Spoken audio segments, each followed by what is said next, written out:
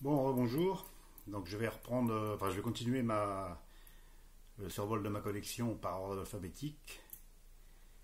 Donc la deuxième partie, là, on va continuer. Une lettre, un album, un groupe. Ou deux albums, à voir. Donc je m'étais arrêté au D. Donc on va prendre avec les E. Donc en E, je vais vous présenter Existence, un groupe français. Du heavy metal, très bon. Troisième album du groupe, celui-ci est de 2016.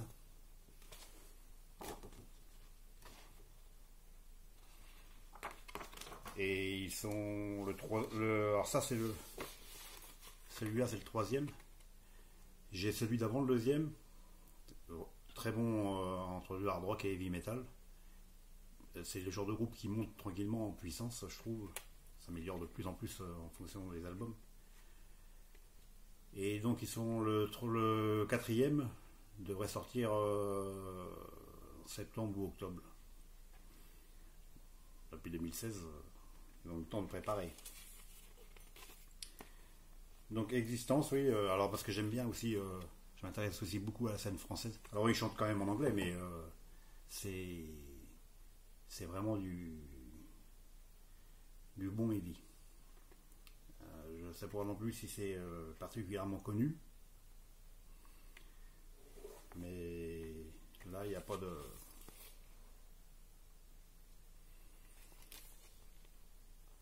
photo. Très bon album à conseiller. Après, on va passer en F.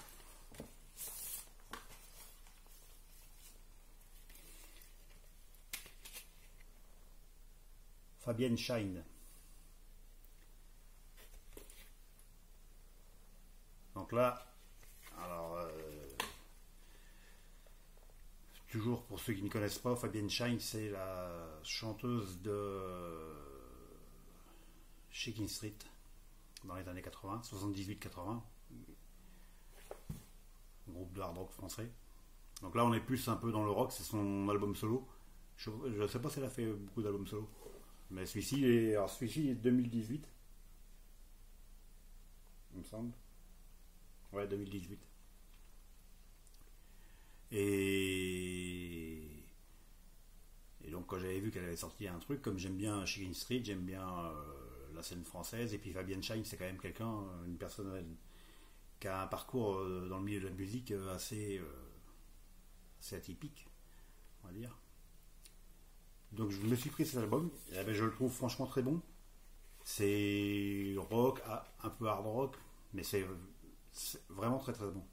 Donc je pense qu'il est aussi un peu méconnu, même beaucoup. Et dans le style, je fais un peu de pub pour Fabienne Shine. J'avais aussi son bouquin qui raconte son parcours musical dans le milieu de la musique. Et c'est très sympa parce que ça va quand même de...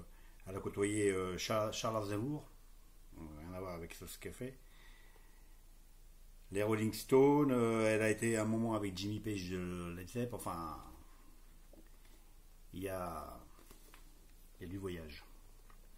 Donc, son album, franchement, il est très intéressant.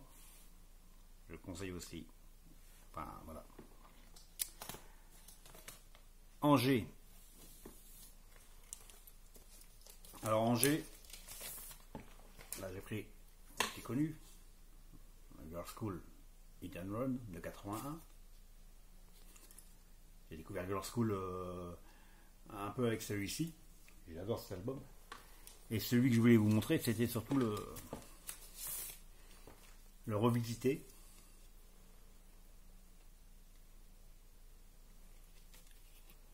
Pour les 30 ans, en 2011, elles ont refait celui-ci. Donc. Et alors déjà j'aimais bien le hit and run classique de l'époque. Et leur mobilité, je lui trouve un côté très sympa, très. Il est beau le label aussi. Plus métallique, ouais. Et ben, ça lui donne un côté franchement très intéressant. D'autant que celui-là, j'avais un coup de cul, je l'ai chopé pour 6 euros. J'ai même été un peu sceptique quand j'avais commandé, je me disais c'est pas possible, il y a une erreur. Mais non, c'était bien celui-là. Un bel album de Girls School, d'ailleurs un très bon groupe. Alors eux, je dois avoir pas loin de 14 albums, 14 ou 15, enfin j'ai quasiment tout ce qui se fait en vinyle chez eux. En H. Alors en H, on va passer chez l'allemand Hardbone. Alors c'est un groupe de hard rock. J'aime bien. Je ne sais pas vraiment comment les décrire. Donc c'est un album coloré. Comment le décrire musicalement sur la scène? C'est du hard rock. Enfin, moi, la voix est un peu particulière. Tout le monde n'aime pas. Moi, ça me.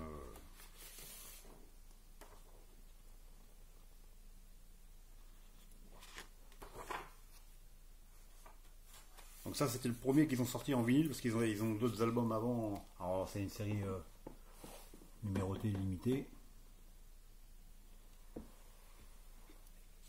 Ils ont 2 ou 3 albums avant qui sont en CD. Bah, d'ailleurs, je les avais pris en CD, comme j'aime bien ce groupe-là. Ça, c'est le premier en vinyle. Donc c'est l'avant-dernier. Ils doivent avoir 5 albums. Et le dernier, j'ai pas encore écouté. Et il sort en vinyle aussi, donc je pense que je le prendrai sûrement quand j'aurai un moment, parce que on fait beaucoup de choix, d'achat surtout. En I. Toujours sur la scène française. Et je suis un petit peu attiré par la scène française. Donc Iron Bastard. Alors celui-ci il est de 2000. Alors c'est une série limitée aussi.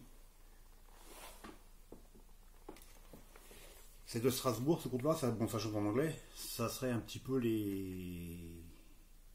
on va dire les Motorhead français. C'est moins performant que Motorhead, mais alors c'est pas non plus ultra fulgurant, mais c'est un bon album. C'est toujours intéressant d'avoir pour ceux qui s'intéressent au hard rock français. Toujours intéressant de l'avoir.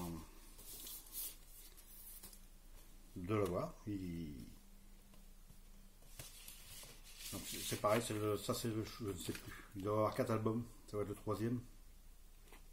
Il faut que je retourne voir sur leur site parce que j'avais pris celui-ci pour découvrir un peu. J'en suis content. Mais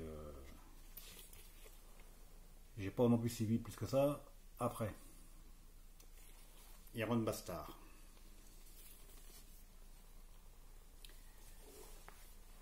Angie, bon bah, j'avais dit que je parlerais pas trop des grands groupes. Mais enfin, celui-ci, Angie, j'ai la Priest Live in Japan de 79 que j'ai acheté un 31 décembre 79, je me rappelle aussi, c'est la date. Donc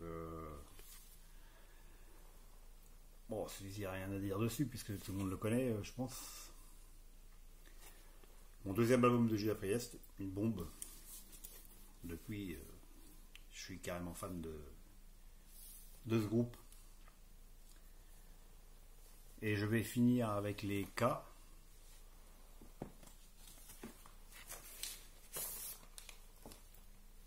Avec Crocus, le groupe hard rock suisse.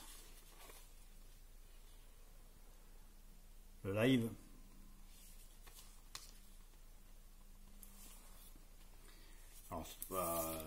Crocus, moi j'adore aussi. Ils ont été souvent mis dans l'ombre par rapport à ACDC, parce que comparé à ACDC, mais c'est vraiment du excellent, du excellent hard rock. Et puis ce live en plus, si vous devez avoir qu'un seul album de Crocus, je vous conseille ça. Parce que c'est un mix de tout ce qu'ils ont fait, et c'est vraiment de la balle. Et ça, c'est de quand ça